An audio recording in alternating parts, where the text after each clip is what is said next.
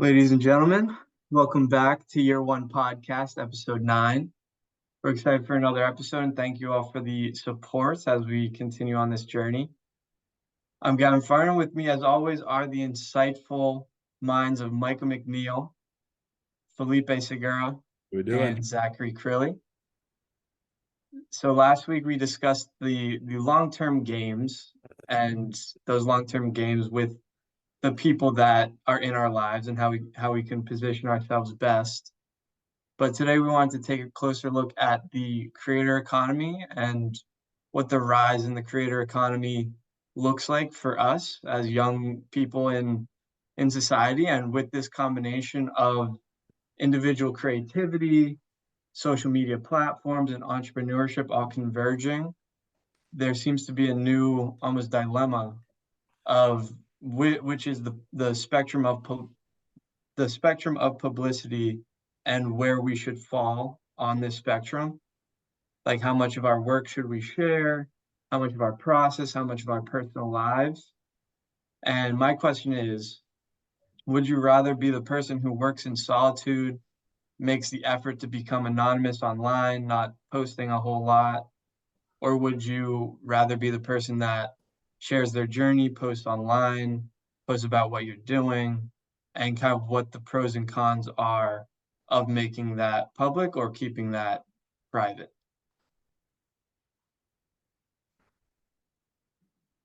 So I think in many ways, like most of us want to be in private and never share a single thing about our lives.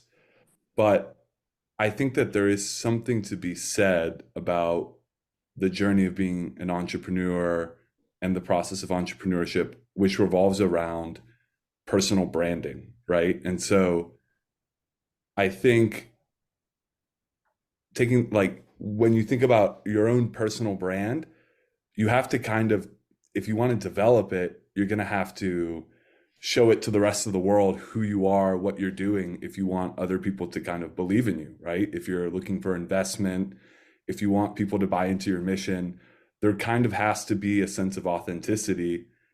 And in many ways, I think the creator economy, in a way, is just a different means by which we're demonstrating our brand to people. That's through Instagram or whatever. But I think in previous times, it was just a different way of showing people. So I don't know if there's that much of a change happening. I think there's just a different means.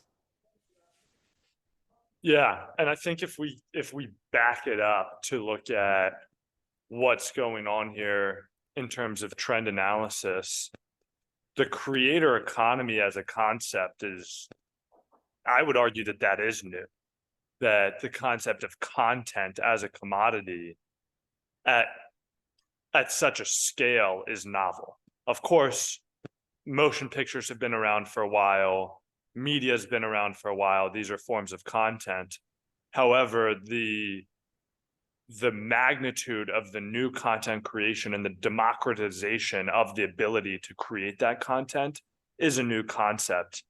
And you can see that economically and societally, right? I looked it up before we started. The creator economy is worth $100 billion in 2022, and that's going to double by 2027. And that's just the money side of it. But think about the impact that has on our day-to-day lives as well. Even if we remove the discussion about social media and mental health and whether it's even good for us to be consuming this content. But in terms of the productive value of it, 57% of Gen Z wants to be an influencer. It's the most common job that people say that they want to do. Insane. 57%. So what does that mean?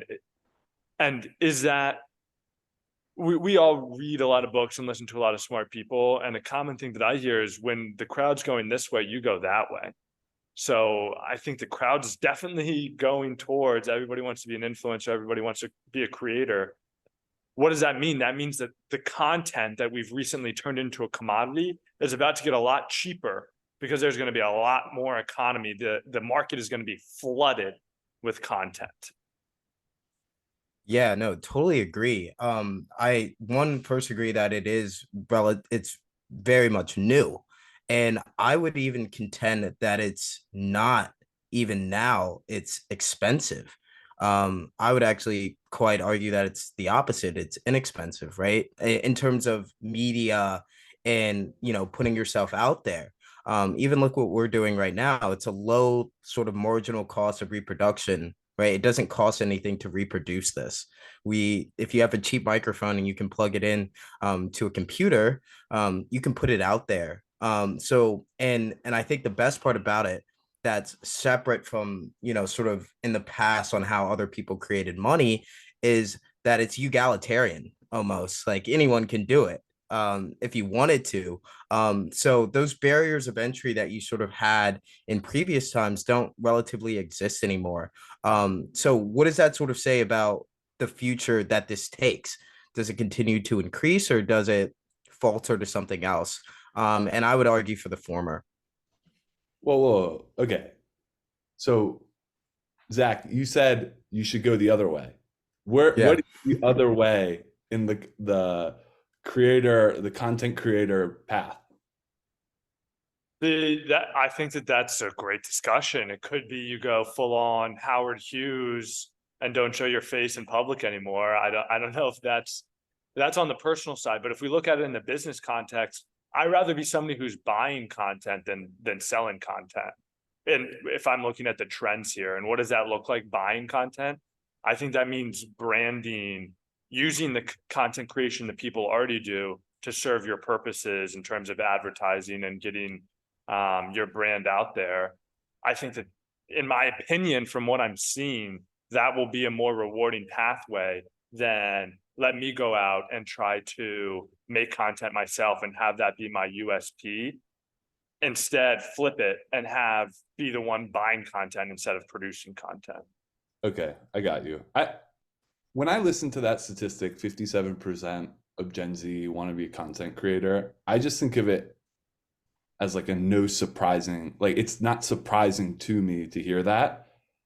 But like I think I've heard a statistic before. I think it was Gary Vee that said like if you went to the 60s, the most like coveted role was to be a pilot or like an astronaut. Because you saw people do that and you were like, that's the thing that I want to see. And then it became like sports or whatever. I don't know. I think we're just like super young.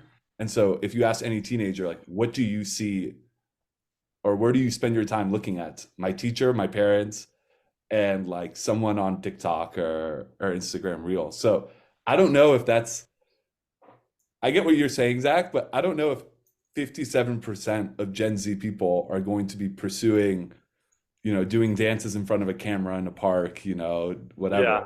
right? I hear you, and I agree that the great way to analyze any trends is to look at historically, and things repeat themselves again and again. I argue that a key difference here is, let's take those things: pilot, astronaut, sports, professional level sports player. The barriers to enter those professions are high. The barriers to enter this profession is this, and everybody has this.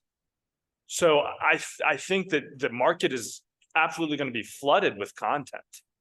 No questions in my mind. Yeah, but the person that they want to be, it's not just with the camera or whatever. It's like I want to Yeah. be I don't know, like Logan Paul or something, and to be that, there's what? I don't know how many people have that many followers or have that type of following. Maybe like 100. It's kind of like a sports league. It's kind of like the NBA. Yeah. And I'm not sure really, because I'm not a famous internet personality, in case you didn't know. So I'm not sure I how know this podcast is taking off, man. What? I'm not sure how the dollars and cents of it work, but I have some friends that are on the kind of business side of it. They're creating management agencies for these influencers and creating resources and platforms for them to communicate. And I asked them, oh, at what point can somebody quit their full-time job and be a content creator? And they said 50,000 followers, which is, I mean, there's only so many dollars, to your point, Felipe, that can go around. And you're right, not everybody's going to gonna stick with it and even pursue it. And even those that do, not everybody can succeed. My point rather is, hey, this is a gold rush, right? This is the thing of our generation. One of the things of our generation. Seems like the thing is always changing now, but this is one of the major themes of our generation. Who do you want to be? You want to be the guys mining for the gold, or do you want to be the Levi Strauss selling the jeans, or the guy selling the axes? And I would want to be the guy selling the axes. So own Instagram. I think that is an endorsement of Meta, TikTok, stock right there, and Snapchat. Yeah, I think that's a good point. I think what you sort of finished with, Zach, is sort of intention on sort of what you want. When you sort of pose the question of like how do you capture what everyone is chasing? And to me, I feel like that that sort of function has already been captured. The first people to that were YouTube, Facebook, social media, agency companies. So how do you sort of, my question I guess I would pose is, how do you sort of capture this gold rush that you mentioned when those entities already exist? And that's where the entrepreneurial energy comes in. Right. And I don't have like a 100% game plan that I'm focused on. Frankly, it's not a part of my business model right now. Yeah. I'm just thinking through trends, but at the like how it could apply to say my life is okay. If I want to get a message out there, if I want to sell more product, I can team up with Jimmy, the influencer, who has X number of followers that are my target customers, and pump information through him. I think that's a tangible way that we can do it today.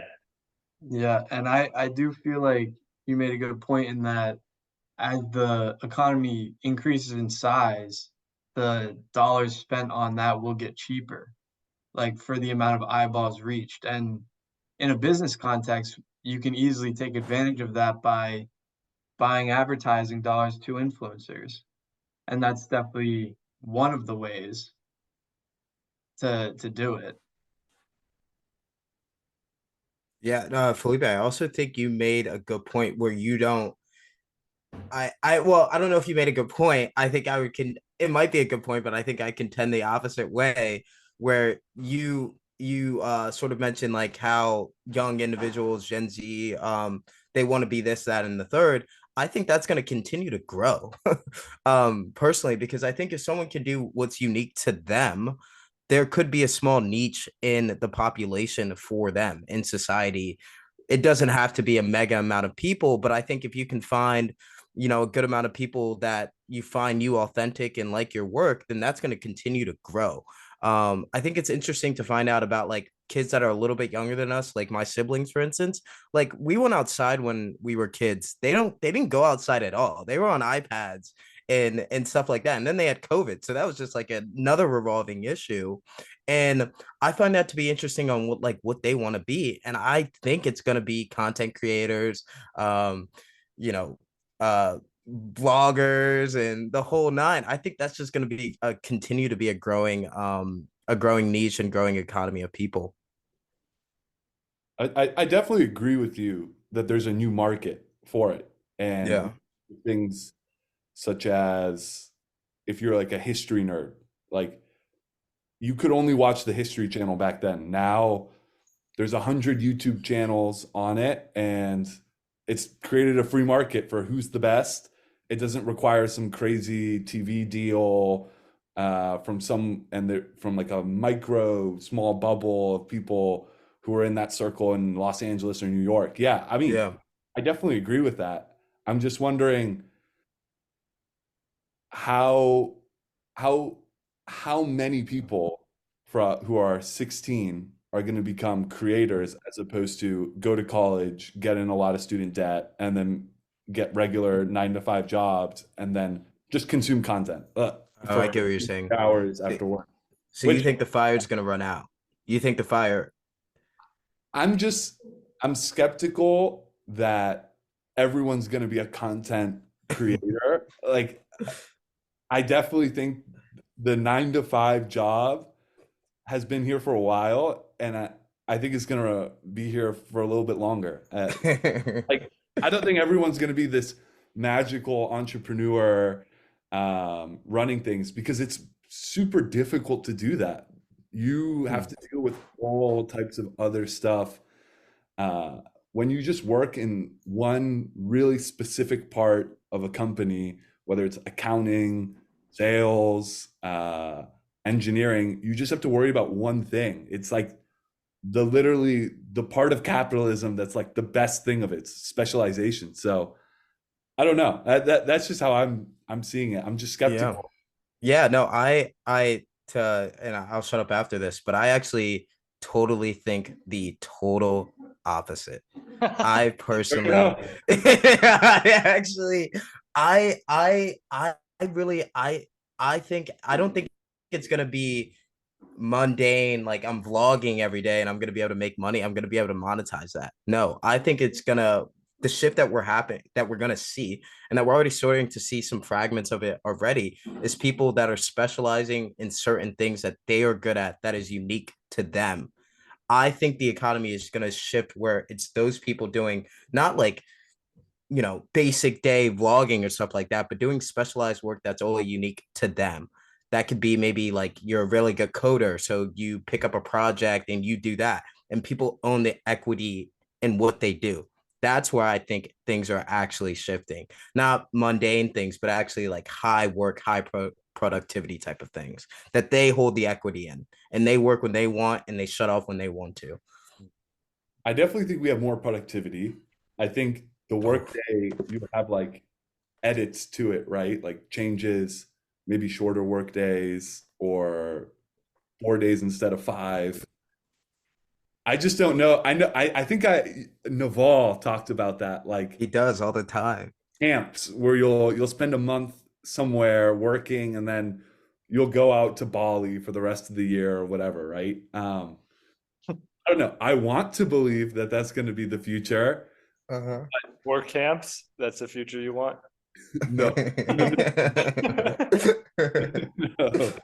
no, but do you really like look at the economy right now and think to yourself, yeah, in 10, 20 years, it's gonna, I understand what you're saying, because I think that we all feel a semblance of some sort of like fluff in the economy, and it's like a bit there's too much free and stupid money running around now. So I agree with you, Felipe, that I mean, at the end of the day, it's like there are certain jobs that need to be done. Like buildings need to be built.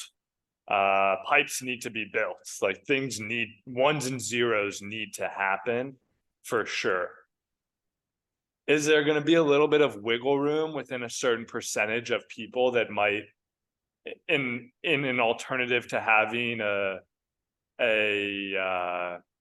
desk job, now they're a content creator? Yeah, I think that trend will be increasing. Is it going to revolutionize work as we know it? I think that that's a bridge too far. Yeah, the way I see it is, I guess the Pareto distribution, right? But like one small group takes everything, right? And I think I remember, was it Mr. Beast and Joe Rogan? And he said I don't know if you guys have listened to that podcast, but it's like fascinating, because that guy literally spent 10 years studying and watching only YouTube, no TV, no Instagram, nothing. And his basic thing was, if you make a 10% better video on YouTube than your competitors or whatever, yeah, it's not 10% more views, it's triple, quadruple more views, because people want more quality. So whoever's able to do, I mean, I just look at the internet as it's a bigger free market, right? And what happens in a free market is, I think wealth and stuff tends to go to a smaller and smaller group of people. I mean, I don't know. I think the pie's increasing. I think the pie gets bigger. I think the internet allows that for the pie to increase. Yeah, I'm saying there's probably going to be more people, but also I think there's going to be more, even richer people of like the content creators. I just don't know how many people will be able to. Yeah. No, I agree with you guys. I just don't believe that Yeah. this blue, beautiful new world of content. Everyone's rich. Everyone's rich, right? Drinking the Kool-Aid here. Yeah. I mean, I Awesome. agree. Man, Like don't worry. Yeah. the biggest creators are gonna get even bigger, and they already have this crazy advantage already. Like Mr. Beast spends what 10 million on one YouTube video, and then the creators getting into it right now are probably putting in like $10. So there's just such a big disparity, and like at the end of the day, it comes down to what that person really wants. Like Mr. Beast, I know he always talks about, I want to make the best video possible. And that's what he's done for 10 years.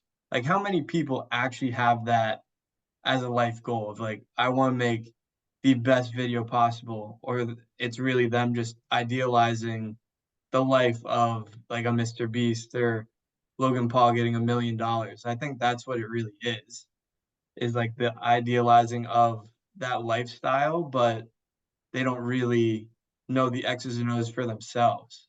Because in like human nature, when is it natural to film your everyday second of what you're doing and how you do it? I would Yeah. just hate that. I would hate Mhm. that so I much. mean, I think something that I've been thinking about and what we can discuss too is like, okay, now what does this mean for society, right? Yeah. Like if somebody, if, okay, the last generation, the majority of young kids wanted to be professional athletes, what does that mean? That means that they're outside running around, they're taking place in tournaments and practices and games. What does it mean if you want to be the best influencer? Like, are you Mhm. practicing your selfie face? Are you Yeah. practicing how to edit your videos to make yourself look better? I mean, and then we get into the whole aspect too of like on the female side, there's a lot of girls that are there because like they're attractive, right?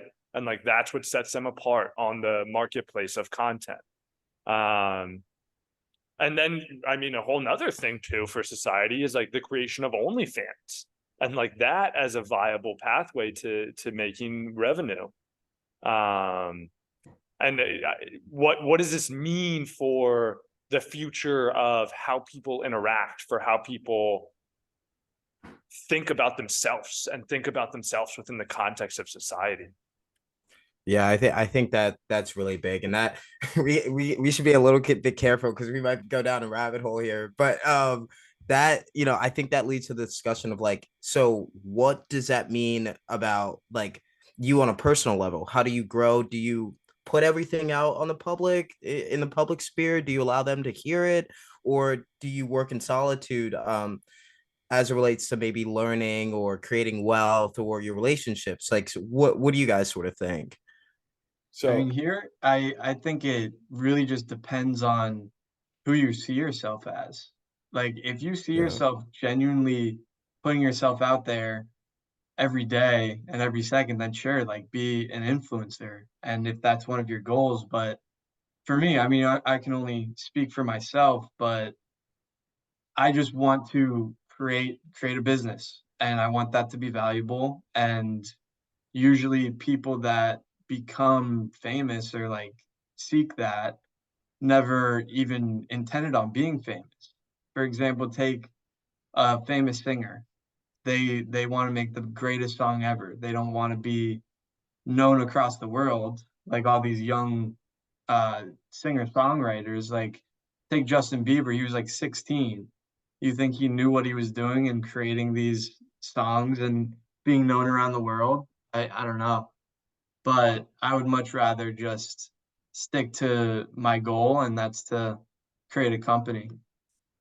yeah, just a few things on that. I think going back to what Zach said, right? You want to sell the shovels, not actually dig for the gold. Why is that, right? Because you don't know where the gold is. You know it's out there, you don't know the exact place. And so you could spend a lot of time trying to find something that you don't know is there, right? And I think Yes. when we look back at what we're talking about ourselves and we're talking about culture, we're talking about OnlyFans and Instagram or whatever, I think the answer is you don't really know where culture is going to go, right?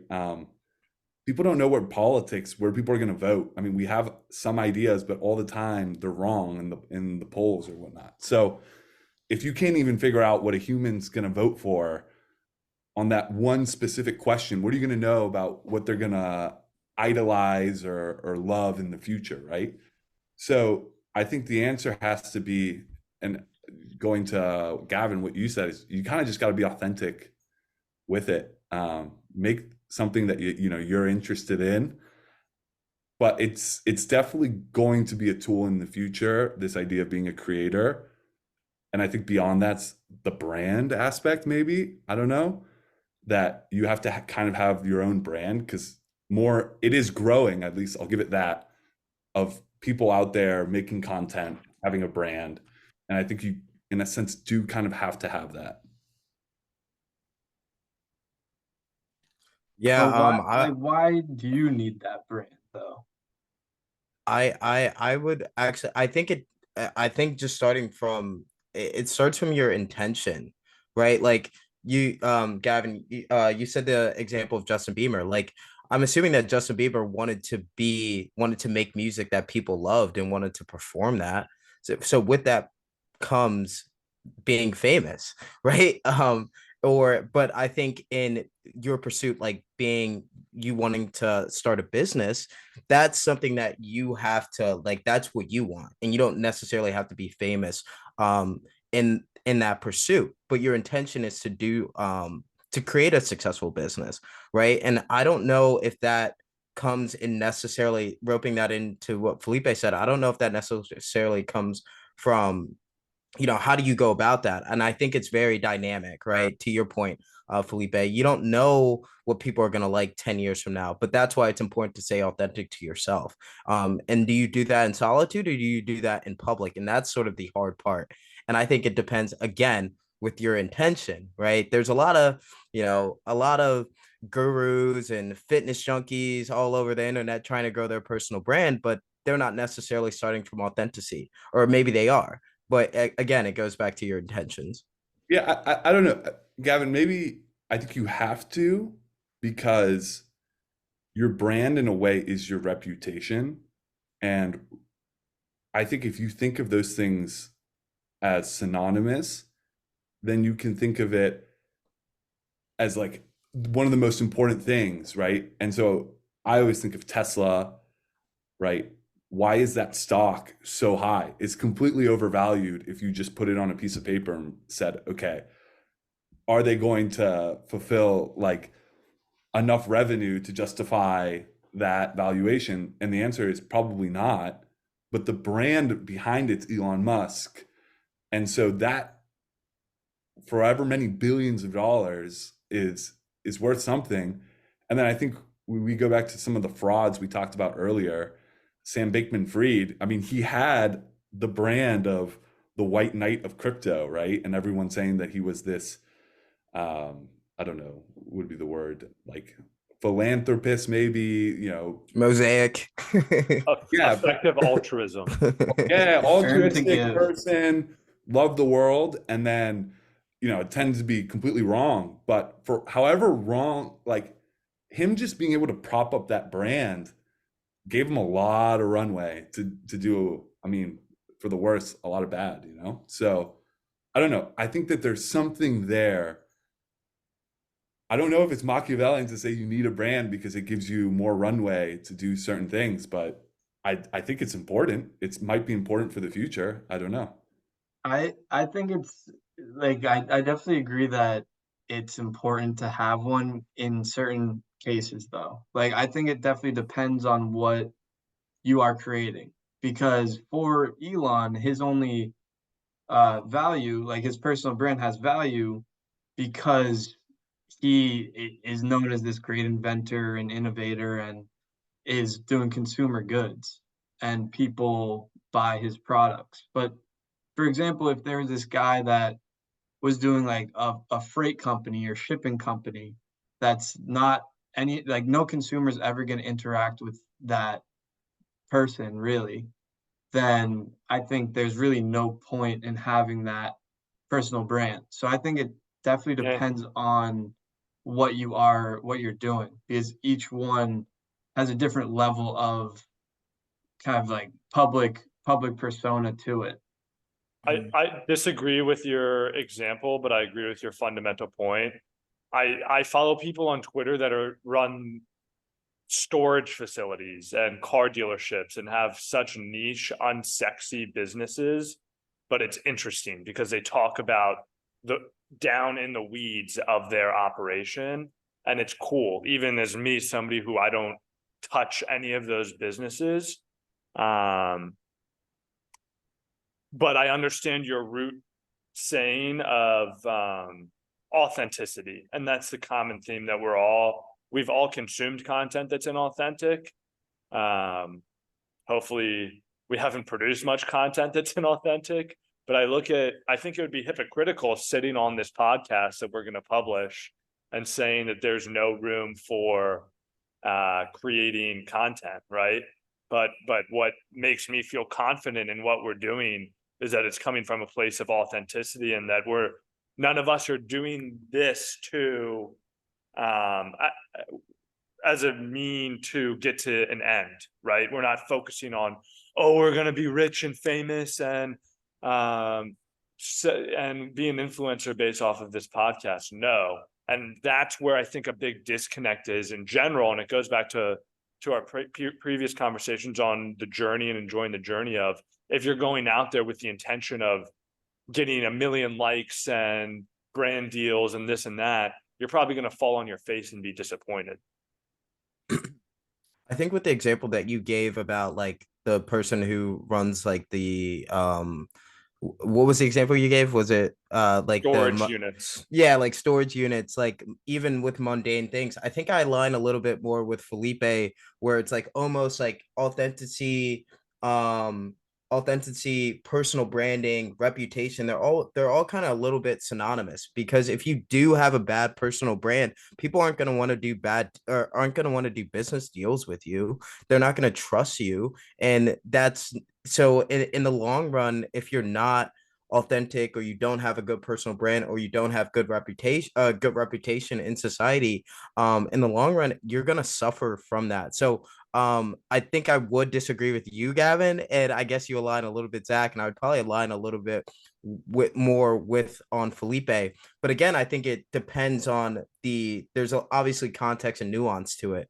With Elon, he's the example of like, he's creating this big thing. Elon's trying to get us to Mars, right? So when you talk about his stock and sort of where that is, that's what people are betting on. That's why that stock is overvalued, because of that individual and who he is and what his personal brand and reputation is in society. And you see some pushback to it, right? We go on Twitter, there's all people, catcalling him all day. You read about Elon every single day about how many, people don't like him, or, roping that back into the person who owns the storage units and stuff like that. That person, the reason why he's able to, or he or she is able to have successful business, is because of how strong their reputation, personal brand, and how authentic they are. And it's compounded for them to be able to do it for a long time. I think that they can be completely mutually exclusive. Like, yes, I do think that personal brand can help you in business. I don't think one is necessarily needed to have the other. Like, for that storage business to be successful, you don't need to have a page on, oh, these are my financials and this is how I run it and XYZ. Like, yeah, I'm sure it would be nice to have for people to look at, and if creating a community is one of your goals, but I don't think it's necessary. Like, that's kind of what I'm getting at is that necessary, and does it kind of outweigh the possible strain it causes? Like, it could go the other way. People could say, "Oh, this guy sucks. Like, we hate him." I mean, on these videos I see all the time, like, people are ruthless, and you can never know how you're going to be perceived. But I guess if it's, one of your goals to create community, to put more information out there, then it's worth it. Yeah, again, on what you're trying to do. I think if that storage unit man or woman who's running that business is bad with their person who gives them wood or something like that, in the long run, that person's probably not going to get wood from that person anymore. But in another pursuit, if you're the first to the target, right, like, and you're really good at it and you have a very sincere product that people want and you're the first to market with it, then sure, people are going to like you regardless. I think it's like, but there's no such thing as bad publicity, something like that. So if you're in a pursuit where publicity, either good or bad, doesn't, regardless, it's probably a net, positive thing, then sure, your PR or your reputation doesn't matter as much. You even seen that with Elon, because his products and stuff are that good. It doesn't matter that he gets all this hate on Twitter. But I do think in the long run, depending on what you're trying to do and what your endeavor is, it definitely does matter, in my humble opinion. I mean, I guess what I would say is right now, just focusing on that product or service that you want to create is the most important thing. Like 100%. focusing on the external things are going to be a disservice if you don't have that foundational 100%. quality value proposition to give to people. And that will 100%. that will run out in a second if your product or service is, subpar. So that's kind of where I see it right now, is like I want to just hone in on that value. And then if that valuable thing is worthy of all of this attention, it'll get attention by itself.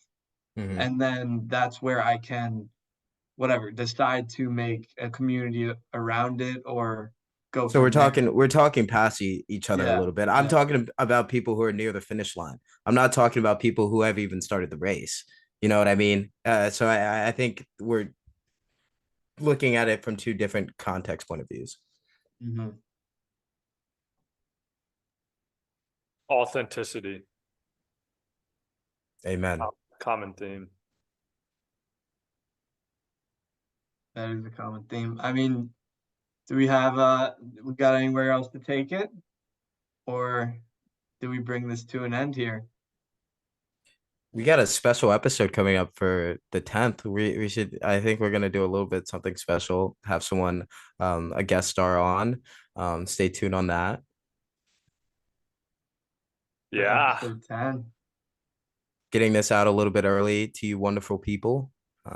Obviously happy holidays and happy new year. Big Merry Christmas. I hope Santa treats all our listeners especially well this year. Yeah, this episode is our Christmas gift.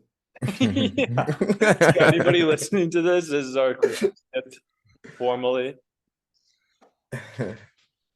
Any big plans for you guys for New Year's? I'll be heading to Miami, so that'll be great. Mike, are you going to be in New York? Going to Montreal. Oh, okay. Ooh, Jonathan, Marcus, you guys know them, and then Nick Seward. I don't know. I know Felipe knows him, and then maybe Zach. Should be a good Yeah. time. Should be a good a time. lot of poker going on. A lot of poker going on. Yes, sir.